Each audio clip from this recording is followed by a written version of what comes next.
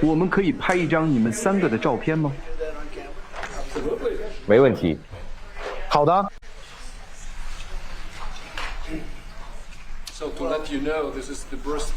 这是唐纳德·川普的祖父的出生证明，他出生于1869年，靠近巴特迪尔克海姆。很正宗。他叫弗雷德里克，对，正宗的德国范儿，正宗德国人。巴特迪克海姆，地道的德国。首先，我非常感谢你送的礼物，很漂亮，非常感谢，再次感谢，太棒了。我们会把它放在一个显眼的位置，也许我们看看，我们可以把它放在那边的某个地方。很荣幸您能来，正如你们所知，总理刚刚赢得了一场非常棒的选举，非常强势的选举，一位非常受人尊敬的人。我可以告诉你，我们通过电话多次讨论世界问题，而且正在发生的事情非常令人难过，我们都有同感。关于俄乌以及我们谈论的其他事情，特别是俄乌战争，希望看到它结束，也许会结束，但是我们得到一些消息说还会有一些战斗，几天前发生了一些事情，现在他们又卷土重来，你知道的事情又开始了，这不好。他对此感到不高兴，我也对此感到不高兴，但是我认为最终我们会在阻止流血事件方面取得成功，这完全是流血事件。每周有5、6千名年轻士兵被杀害，你们知道这些数字吗？我们知道，这些数字太惊人了。总理，我只想祝贺您，并欢迎您来到椭圆形办公室。这个椭圆形办公室状态非常好，我们喜欢把东西修缮好，让它们达到最佳状态，就像德国一样，德国在这方面做得很好。我们在这里也是，我们目前发展势头良好。我之前也赢得了一场伟大的选举，赢得了一切，赢得了普选，赢得了所有7个摇摆州，这可是一件大事，非常难得。我们获得了人民的极大授权，我们的授权之一就是与贵国建立良好的关系，所以我非常感谢您能来这里。您是否想说几句？当然，首先，总统先生，感谢您盛情邀请我访问华盛顿。我告诉过您，我第一次来这座大楼是在1982年，当时是前总统里根执政时期，所以我很高兴再次来到这里，并表达我们愿意与美国密切合作的意愿。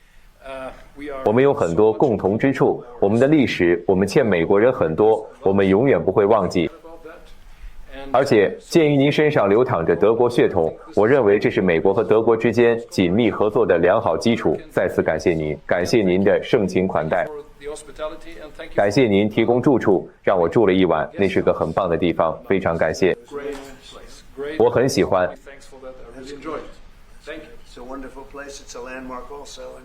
是的，布莱尔宫是个很棒的住所，是个地标建筑，非常感谢您的美言。你们有什么问题吗？总统先生，关于您新颁布的旅行禁令，为什么选择现在实施？如果博尔德袭击案是您考虑的因素之一，为什么不把嫌疑人所在的埃及也列入名单？因为我们和埃及的合作非常密切，他们能控制住局面，而我们针对的那些国家，他们无法控制局面。至于为什么是现在，坦白说，我认为越快越好。我们想把坏人挡在国门之外。拜登政府放进来一些非常可怕的人，我们正在一个一个的把他们清除出去。而且在我们把他们全部清除出去之前，我们不会停止。我们这里有成千上万的杀人犯，我甚至不太想在总理面前说这些，因为你们国家也存在一些问题，就是有些人被允许进入了你们的国家，这不是你的错，这不是你的错，本不该发生。我告诉过您的前任，他做的事情本不该发生，但是你们也有你们自己的难处，我们也有，而且我们正在非常强力的把他们清除出去，但是还是不够快。我们想把他们清除出去，我们现在就想把他们清除出去，我们不想让其他坏人进入我们的国家。用坏这个词我已经很客气了，请继续。总统先生，请讲。您在您的真相社媒上发布了有关您和中共的习主席谈话的内容，您是否认为上周看起来有点偏离轨道的贸易谈判，贸易关系又重回正轨了？有点偏离轨道，只是因为情况比较复杂。是的，事情很复杂。今天早些时候，我和习主席进行了一次非常好的谈话。就在你到达之前，事实上我们刚结束通话，他们就说你到了。我说那太好了。两个世界大国的领导人在很短的时间内会面，我们谈得非常好，也理清了所有复杂的问题。这件事非常复杂，但我们已经理清了。协议是我们的部长和贸易代表将会和他们的高层会面，并继续推进谈判。但我认为我们一切都很好。我认为我们和中国的贸易协议进展顺利。正如你所知，我们和中国有协议，但我们正在理清一些要点，主要与稀土、磁铁和其他一些东西有关。那些降低的贸易关税仍然有效吗？我们有协议，我的意思是我们已经有协议了，我们已经宣布了协议，而且我想这不仅仅是最终敲定的阶段。斯科特，我会说我们已经有协议了，我们只是要确保每个人都明白协议的内容，好吗？我们进行了一次非常好的谈话。顺便说一句，他邀请我去中国，我也邀请他来这里，我们都接受了。所以我会和第一夫人一起在某个时候去那里，而且他也有望和中国的第一夫人一起来这里。请继续。有没有谈到中国学生？你们允许他们来美国吗？哦，对，中国学生可以来，没问题。说实话，我们很荣幸能有外国学生来，我们希望有外国学生，但我们希望对他们进行核查，哈佛、哥伦比亚以及其他学校。我们只想看看他们的名单，这没问题。任何我们国家以外的人，国际学生，我们都想看看名单，因为当我们看到我们一直在关注的某些人时，我们会说这些人是从哪里来的？这怎么可能？我们希望有外国学生来，对此我们感到非常荣幸，但我们希望看到他们的名单。哈佛之前不愿给我们名单，但他们现在要给我们。如果你想知道实情，我认为他们实际上开始规矩起来。关于乌克兰的问题，请讲。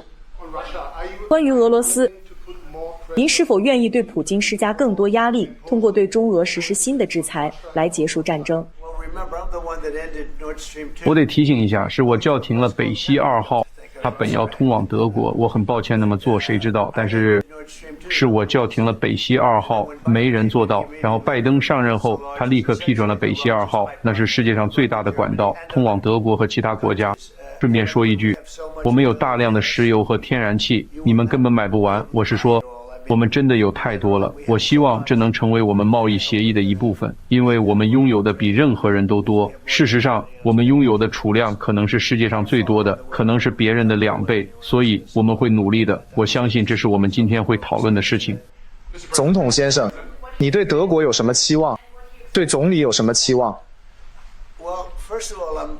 首先，我很高兴见到他，因为我一直在和这位总理打交道。他是一位非常好的合作者，我觉得他很不好对付。我这么说可以吗？这是褒义，你肯定不希望我说你很好说话，对吧？他是德国非常出色的代表。我想我们想要的只是保持良好的关系，剩下的事情自然就会水到渠成，我们会达成一个好的贸易协议。当然，我想这主要取决于欧盟，但是你是其中很大的一部分，所以你们也会参与进来。但是我们最终希望能达成贸易协议，或者我们会做些什么？你知道，我们可以征收关税。我的意思是，我可以接受关税，或者我们达成贸易协议。我想这就是我们现在正在讨论的。总统先生，那边那位，请讲。布蒂，不是你，是这边这位。德国在国防上的投入足够吗？国防开支方面做得足够吗？总理想要德国在国防上的投入足够吗？总理想要花费35亿。我不太清楚，我的意思是，我没有怎么讨论过这个问题。我知道你们现在在国防上投入了更多的资金，而且投入相当多，这是一件好事。当然，我不太确定已故的麦克阿瑟将军是否会认为这是好事，他可能不会喜欢，但我个人觉得是件好事。你明白我的意思吧？明白。他说过一句话，永远不要让德国重新武装。当他每次说我们在国防上投入了更多资金的时候，我总会想起麦克阿瑟的这句话，然后我就说，哦，这是好事还是坏事？我觉得是好事。但是你知道，至少在一定程度上是好事。总有一天我会说，如果不介意，请不要再扩军了，我们会盯着他的，哈哈，开个玩笑。总统先生，拜登总统。你说拜登？按你的前任反驳你对他总统任期内所有决定都使用自动签名笔的调查，我想知道你对此有何反应？这么说吧，我认为自动签名机是个大丑闻。除了2020年那场被操纵的选举，我认为这些年来最大的丑闻就是自动签名机以及谁在使用它。我碰巧认为我知道，好吗？因为我就在这里，而且我不是一个喜欢用自动签名机的人，我很高兴这一点。这是一种简单的偷懒方式，但这是一件非常糟糕的事情，非常危险，你知道。我签署重要的文件，通常当他们把文件放在你面前时，他们都是重要的。即使你签署大使任命书，或者我认为这很重要，我认为用自动签名机是不合适的。有人奉献了4年或更长的时间来担任大使，我认为你真的应该，那个人应该得到一个真正的签名，而不是自动签名机签出来的。而且我可以很容易地分辨出自动签名，我一看就能看出来。就像拉纸时留下的2个小针孔，对吧？你总是能看到针孔，很容易分辨是不是自动签名。我认为当人们收到自动签名机的签名时，这是非常不尊重的。除了对我来说，自动签名机是用在收到来自全国各地年轻人的成千上万封信件时，你想写回信的时候，在信的底部签个小名，因为你有成千上万封这样的信，我们每周收到成千上万封信，不可能一封一封的手签。你知道，我想自己做，但做不到。对我来说，这就是自动签名机应该使用的范围。我确信拜登不知道很多事情，听着，他从来都不支持开放边境，他从来都不支持所有人变性，他从来都不支持男人参加女子运动。我的意思是，他变了。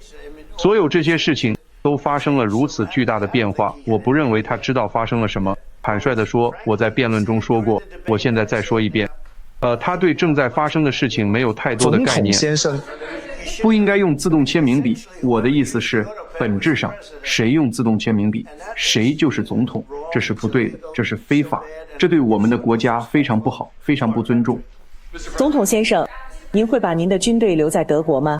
如果可以的话，我还想问总理一个问题，用德语回答，给德国的观众听吗？你们第一次见面感觉如何？答案是肯定的，我们会讨论这个问题。如果他们希望我们在那里驻军，可以，我们有很多士兵，大概有45000人。这是一支庞大的军队，相当于一座城市了。这对经济发展有好处，他们都是高薪士兵，在德国消费很多。美国与德国的关系非常重要，我们会处理好的，没问题。总统先生，我可以说几句德语吗？请讲。感谢你的提问。我们现在在白宫，我感谢总统在椭圆办公室这个举世闻名的房间给予的非常热情的接待，我很高兴来到这里。我们正在准备深化我们的合作，我对此感到非常高兴。总统先生，你英语说得这么好，你的英语和德语一样好吗？你觉得用哪个更舒服？不点，英语不是我的母语，但我尽量去理解，并尽我所能地说好英语。你人真好，这实际上是一项成就。谢谢总统先生，我看到的，我相信您也看到的批评，是关于伊隆马斯克和您的美丽大法案的。对此您有何反应？您认为这是否会以任何方式影响该法案在参议院的通过？而通过这项法案正是您所希望的。你知道，我一直很喜欢伊隆，但他的反应总是让人惊讶。你们也看到了他对我的评价，那些评价非常低昂。他从来没有说过我的坏话，但我宁愿他批评我，也不要批评这个法案，因为这个法案太棒了。这是我们国家历史上最大的一次减税，从未有过，大概有1.6万亿的减税额度，这是有史以来最大规模的减税。你们会说，人们的税收会大幅下降，但它的确是历史上最大规模的减税。在这个法案里，我们正在做一些令人难以置信的事情。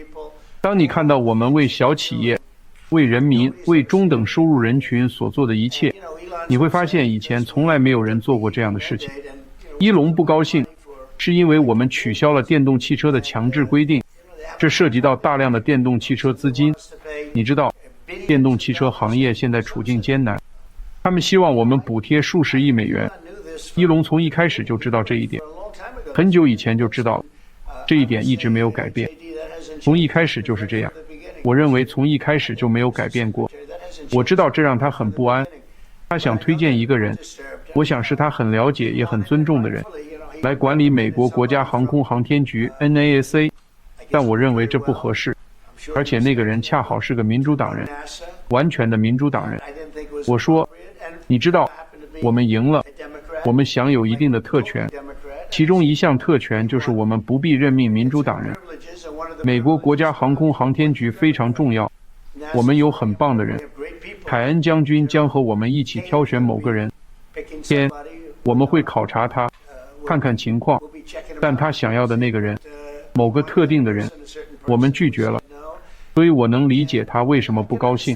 记住，他在这里待了很长时间。你们看到他站在椭圆形办公桌后面的时候，情绪很好，而且即使他眼眶发青，我还问他要不要稍微化点妆，我们可以给你稍微化点妆，但他却说不用，不需要。这很有趣，也很好，他想做他自己。所以我想你们也可以这么说。听着，伊隆和我的关系很好，我不知道以后是否还会这样，我很惊讶，因为你们当时也在场，几乎在座的各位都在场。我们当时举行了一个盛大的欢送会，他说了我很多好话，说的不能再好了，说的都是最好的话。他还戴着川普总是对的帽子。我对这项伟大的美丽的法案的看法也是对的，我们称它为美丽大法案，因为它确实如此。而且再说一遍，这是历史上最大的减税措施，也是任何地方最大的经济发展举措。我们以前从未做过这样的事情，商业也得到了刺激。我不知道你们是否看过这些数字，但这些数字已经出来了。即使是民主党控制的国会预算办公室也表示，我希望你们谈一下这方面，28万亿美元。国会预算办公室，这是一群民主党人，他们对我们非常不友好，但他们刚刚公布了惊人的数字，说明这项法案的作用。你想提一下吗，斯科特？好的，先生，我们一直从国会预算办公室那里听到这项法案会造成巨额赤字，我们对此并不认同，但按照国会预算办公室的评估标准，他们对关税收入进行了评估，我们认为在未来10年内，关税收入至少能达到2.8万亿美元。如果将关税收入包括在内，这项法案实际上会产生盈余，但他们不把关税收入包括在内。关税能给你带来巨大的盈余，但由于某些原因，我们不能算上它。他们说是平分，没人知道平分是什么意思，可能就几个人知道，但没人知道。有人在背后说我们不允许那样做，他们不允许我们做对我们国家极其有利的事情。但如果你那天看了 CNBC， 他们公布了一些数据，节目里的人都是非常好的人，我关注他们很久了。他们简直不敢相信那些数据有多好，那些数据令人难以置信，那是个人收入，而且通货膨胀率非常低，我们的通货膨胀率非常低，现在已经降到2%了，甚至可能更低。我接手的时候情况很糟糕，记住，我们当时的通货膨胀可能是我们国家历史上最严重的，他们说是48年来最严重的，甚至更糟。所以在拜登政府领导下，我们经历了我们国家历史上最严重的通货膨胀，现在我们降到了一个漂亮的数字2%。实际上你希望保持在那里，2%比0%好，它可能已经降到了1%，就像是完美，那是完美的。你不想因为某些原因让它变成0，没人有兴趣听那些原因，但我们的通货膨胀率几乎是完美的。食品杂货价格下降了，所有东西都降了。还记得鸡蛋吗？鸡蛋，我们本不打算在未来20年内再买鸡蛋了，它们太贵了，对吧？还记得吗？你们都拿鸡蛋说事，鸡蛋价格已经下降了400%，现在每个人都有鸡蛋了，他们又开始吃鸡蛋当早餐了。但如果你看看汽油，非常重要，我认为永远是最重要的，因为它能源是一个很大的最大的因素，那就是发生的事情。拜登搞砸了我们的能源政策，一切都上涨了，因为能源上涨了，但现在能源价格大幅下降，而且在某些州汽油价格是每加仑1.98美元，所以成本已经大幅下降。我竞选的一个目标就是这个，我竞选的另一个目标是边境。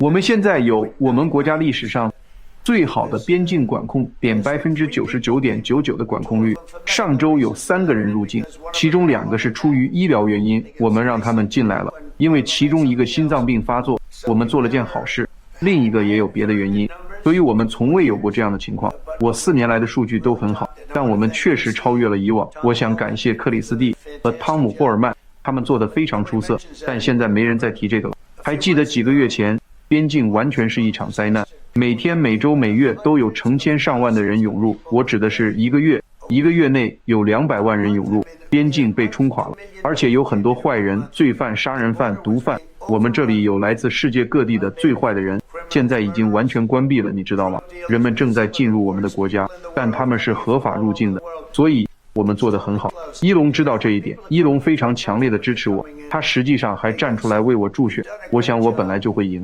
苏西会说，我无论如何都会轻松赢得宾夕法尼亚州，即使宾州州长夏皮罗参选。夏皮罗是一个真正的州长，而不是那个来自明尼苏达州的州长沃尔兹。我的意思是，沃尔兹是个可怜的家伙，我为他感到难过，但是他们选择他是个糟糕的选择。但是如果你选择了夏皮罗或其他任何人，我最近和他谈过他的房子被烧毁的事，这太可怕了。但即使他们选了他做副总统候选人，我也会赢得宾州。我赢了很多，但我非常失望，因为伊隆比几乎任何在座的人都更了解这项法案的内部运作，比你们都了解。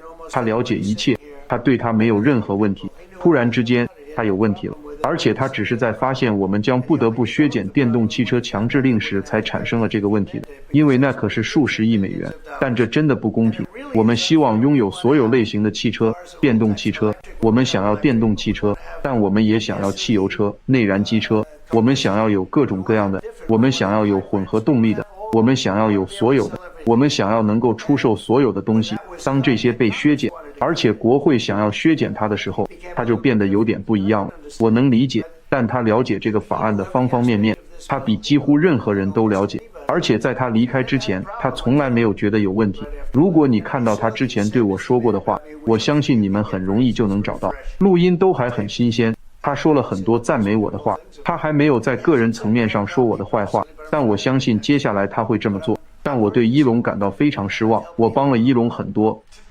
总统先生，我想澄清一下，在公开反对之前，他有没有私下向您提出过这些担忧？还有，这个人是您任命负责削减开支的，难道人们不应该认真对待他关于开支的言论吗？您是说这一切都是酸葡萄心理吗？他工作很努力，而且做得很好。老实说，我觉得他想念这里。我觉得他出去后，突然就没法待在这个漂亮的椭圆办公室里。他也有不错的办公室，但这个就是不一样。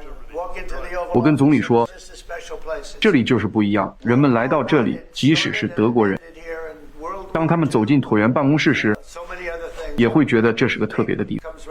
你知道，一战在这里开始，也在这里结束，还有二战以及其他很多事情，所有的大事都源于这个美丽的地方。现在这里比6个月前漂亮多了，这个房间里正在发生很多好事。我告诉你，他不是第一个。有人离开我的政府，他们爱我们，但后来他们非常想念这里。有些人接受了现实，也有些人变得有敌意。我不知道这是为什么，我想他们称之为川普精神错乱症。我们和其他人也有过这种情况。他们离开了，早上醒来，魅力消失了，整个世界都不一样了，然后他们就变得有敌意。我不知道这是为什么。也许有一天你会写一本书来告诉我们，是的。总统先生，说到在这个房间里结束战争，您前几天对普京提出了严厉批评，从您的角度来看，他在玩什么把戏？他的目的是什么？是这样，他受到了攻击，他一直在攻击别人，所以我能理解，但他这次被击中了要害，而且我不认为他在玩游戏，我一直说他想要全部，我认为他想要所有和乌克兰有关的东西。如果我还是总统，这种事绝不会发生。上次选举被操纵了，当时我没能继续当总统，但我现在还是总统，而且我认为那届总统很重要。如果我那时是总统，那场战争永远不会发生，俄乌战争永远不会发生，绝无可能，4年里都没发生，而且没人想过会发生。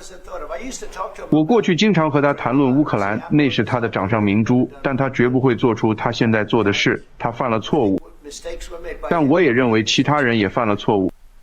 拜登总统本不该允许那场战争，拜登本不该允许那场战争发生。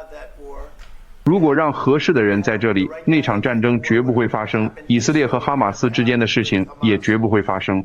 对以色列的袭击绝不会发生，因为伊朗当时已经破产了，他们没钱给哈马斯或真主党或任何其他人，所有这些都不会发生。通货膨胀也不会发生，通货膨胀主要是由能源引起的。而且拜登政府搞砸了我伟大的能源政策，我们当时已经降到了每加仑1.9美元，那种情况绝不会发生。通货膨胀是由能源以及他们在绿色芯片局和其他方面的糟糕支出造成的，但所有这些事情都不会发生。但也许最重要的是，总理先生与俄罗斯的战争与乌克兰的战争绝不会发生这件事。你知道，我和普京打过很多交道，这场战争本来绝无可能，一点机会都没有。而且你知道，很多人会说，你怎么知道？我上次当政的4年里就没发生过，从来没有发生的机会，而且他也明白后果。现在这很遗憾，我是说，当你看到所有那些人，他们今天发布了一份报告，说数百万人已经死亡，比人们想象的要多得多。我很久以来一直这么说，那场战争中的死亡人数远远超过了新闻报道的，或者坦率地说，任何一方所报告的，这是一件非常可悲的事情。我可以告诉你，我也可以代表总理说，因为我们谈论过这件事，他的感受是一样的，他希望看到它结束。你想说点什么吗？当然，总统先生，我之后想和您谈谈，我们如何为实现这个目标做出贡献。我们都在寻找措施和方法来结束这场可怕的战争。请允许我提醒您，明天是6月6日，是诺曼底登陆周年纪念日。当年美国人结束了欧洲的战争，我认为结束战争掌握在您手中，也掌握在我们手中。对你来说，那不是愉快的一天吧？也许不是一个好日子，但长远来看，这实际上是将我的国家从纳粹独裁统治中解放出来。确实如此。所以我们知道我们欠您什么，但这也是为什么我说美国再次处于非常有利的地位，可以在这场战争中做些事情并结束这场战争。所以我们来谈谈我们可以共同做些什么。我们已准备好尽我们所能，而且您知道我们向乌克兰提供了支持，并且我们正在寻求对俄罗斯施加更大的压力。欧盟也这样做了。我们应该谈谈这些。我们会谈谈这个，而且你知道现在时机很好，我们国家的数据好到爆，经济数据，因为选举，因为关税，还有其他很多原因，但是我们取得了一些有史以来最好的数据，昨天、前天，甚至今天都有报道，我们国家现在发展得很好。我认为你们最感兴趣的事情之一是，6个月前我们很难招到人参军，我的意思是根本招不到，人数是历史最低，我们招不到人参军，不是我造成的，那是在我上任之前，是上届政府造成的。6个月前、1年前，人数是历史最低，招不到人，包括警察也是。现在我们刚刚达到了我们国家历史上最高的数字，我们认为是这样，非常接近。但就是我们国家历史上的最高纪录，征兵加入陆军、海军、空军、海军陆战队、海岸警卫队以及全国各地的警察部队。你们为他们做了什么？原因是什么？士气，他们再次热爱我们的国家。你们也能做到，就是士气。我们国家现在精神面貌焕然一新，原因很简单，你知道，就在6个月前，都西你收到的报告，也是你发布的报告显示，没人愿意参军。现在我们兵源充足，各个兵种都满员了，而且还有等待入伍的名单，情况是我们国家历史上最好的。所以这是一种荣幸，是莫大的荣幸。总统先生，关于战争，你已经问过了，问够了。下一个，总统先生，您是否会考虑对俄罗斯实施更多制裁？因为这个讨论已经持续了好几个星期，甚至好几个月了。您也在推特上发过相关内容，但是之后就什么也没发生。所以您打算怎么做？对，如果我看到我们无法达成协议的话，如果这个战争无法停止的话，有截止日期吗？是的，最后期限在我脑子里。当我看到局势无法停止的时候，我相信你们也会做同样的事情，我们会非常非常强硬。说实话，这可能对两国都有影响，一个巴掌拍不响，但我们会非常强硬，无论是对俄罗斯还是其他国家，我们都会非常强硬。那是一场血腥的屠杀。当我看到那一刻时，我会说，好吧，他们会继续打下去。昨天我和普京总统通话时，我打了个比方，通话时长为2个小时15分钟，有时候这是我个人的看法，也许有些负面，但有时候你会看到2个小孩疯狂的打架，他们互相憎恨，在公园里打架，你想把他们拉开，他们却不愿分开。有时候你最好让他们打一会儿，然后再把他们拉开。昨天我和普京说了这个比方，我说，总统先生，也许你们需要继续战斗，继续承受痛苦，因为双方都在受苦，才能把他们分开，才能让他们被分开。但这是一个广为人知的比方，你有2个孩子，他们打架，一直打，有时候你会让他们打一会儿。你在冰球比赛中会看到，在体育比赛中也会看到，裁判会让选手们打几秒钟，让他们打一会儿，然后再把他们拉开。也许，我是说，也许这有些负面，因为我们好像在说打吧，但是双方之间有很多仇恨，双方之间存在着一些仇恨，我必须处理这个问题，总理也必须处理这个问题。双方的仇恨程度令人难以置信，交战双方之间存在着巨大的仇恨。但你为什么会这么说？而且显然认为不会立即实现和平，不会立即实现和平，不会有。我当然希望，我希望能够立刻实现和平。如果可以的话，我当然想要立即实现和平，但我们没有办法立即实现。如果我知道战争可以结束，我们现在就会离开，我们会说不管你们了，也不用管贸易了，我们会说我们去解决它吧。接下来还会有一些战斗，你知道。他发起了攻击，他们也进行了非常激烈的反击，他们深入到了俄罗斯境内。他实际上告诉了我，我的意思是，我把话说得很清楚。他说我们别无选择，只能根据这一点进行反击，而且情况可能不会太好，我不喜欢这样。我说别这么做，你不应该这么做，你应该阻止他。但是你知道，这里有很多仇恨，而且你知道，我为我能够阻止印度和巴基斯坦的冲突感到非常自豪，他们都是核大国，那真的会，那几乎要失控了。我和双方一些非常有才华的人交谈过，双方的人都很好。我说，你们知道，我们现在正在和你们进行贸易，巴基斯坦和印度。我说，如果你们要互相射击，拿出可能甚至会影响到我们的核武器，我们就不会和你们进行贸易，因为你知道。核尘埃会很快飘过海洋，它会影响到我们。我说，如果你们要这样做，我们就不会做任何贸易协议。结果你知道，我阻止了那场战争。现在我希望我们不会回到过去，发现他们又开始了。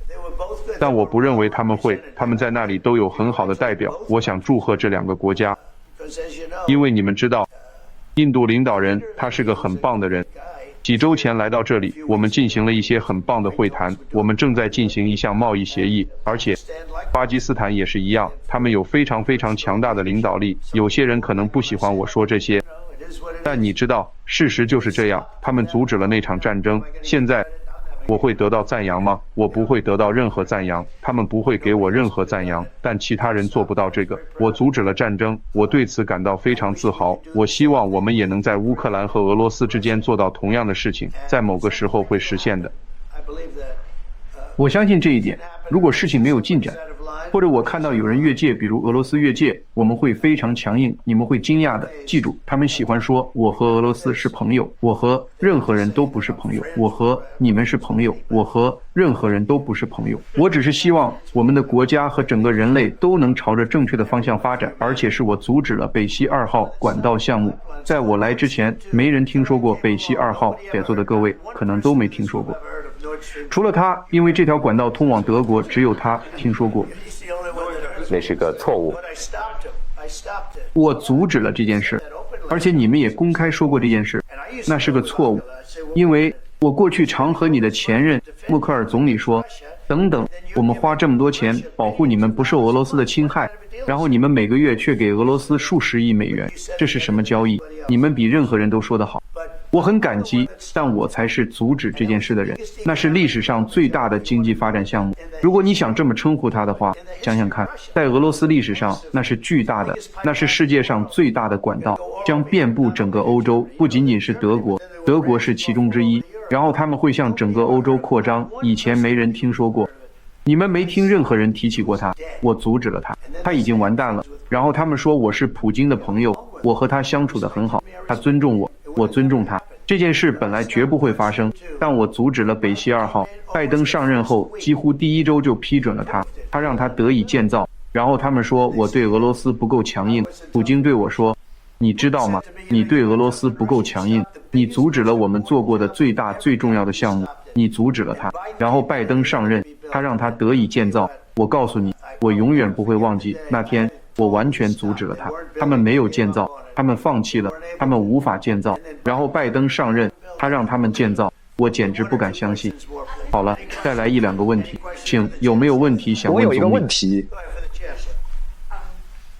给总理的，我更喜欢他的回答。你会继续支持乌克兰吗？是的，我支持乌克兰。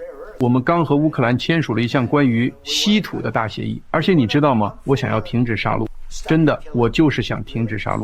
再说一次，这场战争本不该开始，根本就不该开始。我想看到杀戮停止。我们花了3500亿美元，比欧洲多得多，但欧洲也花了很多钱，他们花了超过1000亿美元。所以你们说的是，总共有将近5000亿美元投入到那件事里了，而且这甚至不是钱的问题，而且我知道对你来说也是这很多钱，但更重要的是死亡。我们去了中东，我上周去了中东，我们获得了5.1万亿美元的投资，那是很多很多倍，是30倍、40倍、50倍于我们现在所说的数额，那是5.1。想想看，一次为期4天的旅行就带来了5.1万亿美元的投资，所以不是钱的问题，钱是其中一部分，但不是主要问题，主要问题是死亡，而且实际上是毁灭。你们失去了一种完整的文化。你们知道乌克兰有最美丽的尖塔，他们称之为尖塔，那些小塔，美丽的塔，世界上最美丽的塔，现在他们都倒在一边，被炸得粉碎，这些都不会再有了。他们夺走了一个国家的文化，他们夺走了一个国家的遗产，这是一件可怕的事情。但最重要的是，再说一次，是死亡。每周有5000多名士兵被杀，他不希望那样，我也不希望那样。总统先生，请说。谢谢总统先生，您是否支持对中国和其他国家征收高关税的格雷厄姆法案？我还没看过，但他们会听我，本来就该这样，他们会听我，所以我还没看过，是关于制裁之类的法案。我学东西很快，到时候我会做我想做的，但可能没问题，我得看看，但他们在等我决定怎么做，我可能很快就会知道。是很严厉的法案，是的，非常严厉。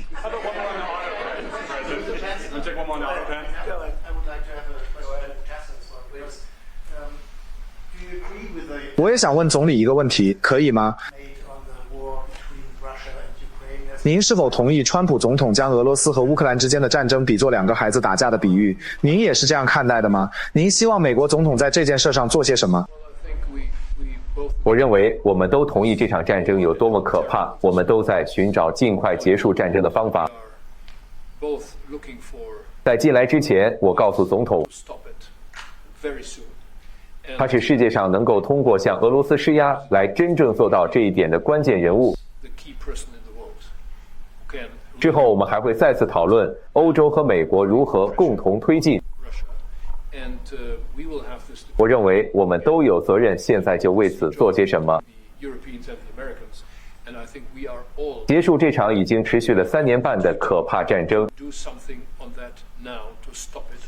看看那些从乌克兰被绑架到俄罗斯的孩子们，这一切都太可怕了。